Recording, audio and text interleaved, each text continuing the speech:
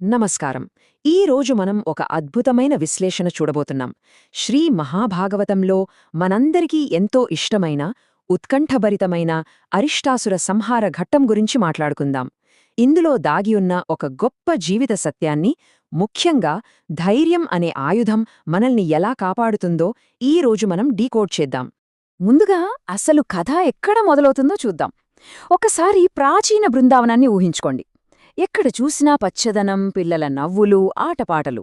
అక్కడ ప్రజలు ఎలాంటి భయం లేకుండా, ఒక రకంగా చెప్పాలంటే సంపూర్ణమైన ప్రశాంతతతో జీవిస్తున్నారు. అంతా చాలా హ్యాపీగా సాగిపోతోంది.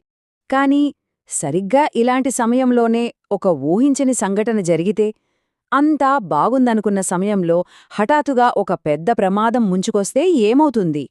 ఇది కేవలం కథలో మాత్రమే కాదు, మన నిజ జీవితాల్లో కూడా అప్పుడప్పుడు ఎదురయ్యే పరిస్థితే కదా. ఇక మొదటి విభాగానికి వద్దాం. అదే భయంకరమైన ప్రవేశం, అరిష్టాసురుడి రాక. గోకులంలోకి ఆ ప్రమాదం ఎలా దూసుకొచ్చిందో గమనించండి.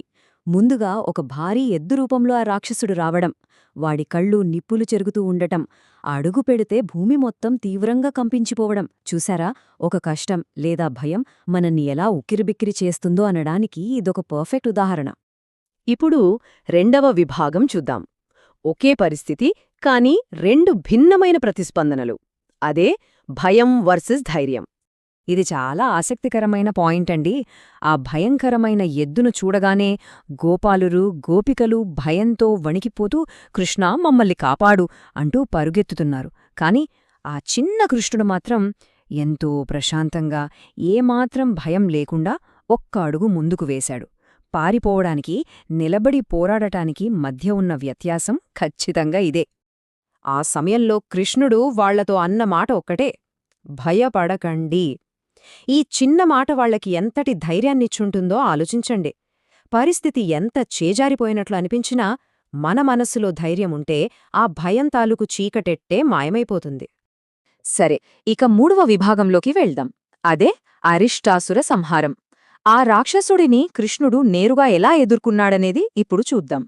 ఆ ఎద్దుతో జరిగిన పోరాటం ఎలా జరిగిందంటే, కృష్ణుడు ఏమాత్రం వెనక్కి తగ్గకుండా ఆ ఎద్దు కొమ్ములను బలంగా పట్టుకున్నాడు. అమాంతం నేలకి విసిరేశాడు. వాడు మళ్లీ పైకి లేవడానికి ప్రయత్నిస్తుంటే గిరగిరా తిప్పి నేలకేసి కొట్టాడు. అంతే, ఆ రాక్షసుడి పని పూర్తయిందే. ఇక్కడ మనం నేర్చుకోవాల్సిన అసలైన పాఠమేంటంటే, మన భయాలను చూసి మనం పారిపోకూడదు. ఆ భయాల కొమ్ములను పట్టుకుని ఎంతో ధైర్యంగా ఎదుర్కోవాలి. ఆ విధంగా అరిష్టాసురుడి అంతం జరగగానే గోకులంలో మళ్లీ ఆనందం వెల్లివిరిసింది. ఆకాశం నుండి దేవతలు పూలవర్షం కురిపించారు. మనం కూడా మన జీవితంలోని అతి పెద్ద సమస్యలను జయించినప్పుడు ఇలాంటి ఒక అద్భుతమైన ప్రశాంతతే కదా మనకు దొరికేది.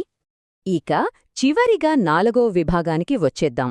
ఈ మొత్తం ఘట్టం మనకు అందించే ముఖ్యమైన జీవిత పాఠాలు ఏంటి? ఈ కథను మన ప్రస్తుత జీవితాలకు ఒక్కసారి కనెక్ట్ చేసి చూద్దాం. ఆ భారీ ఎద్దు మరెవరో కాదు, మనలో గూడు కట్టుకున్నున్న భయంకరమైన సమస్యలు, భయాలు. ఆ కొమ్ములను పట్టుకోవడమంటే కష్టాలను కళ్లలోకి చూస్తూ ధైర్యంగా ఎదుర్కోవడం.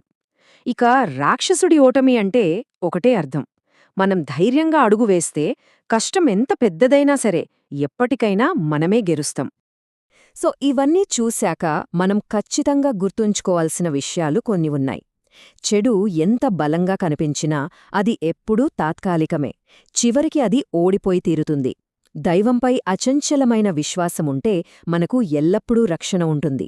వీటన్నింటికీ మించి ఈ కథ మనకు పదే పదే చెప్తున్న ఒకే ఒక్క మాట, మన విజయానికి అసలైన తాళంచెవి కేవలం ధైర్యం మాత్రమే.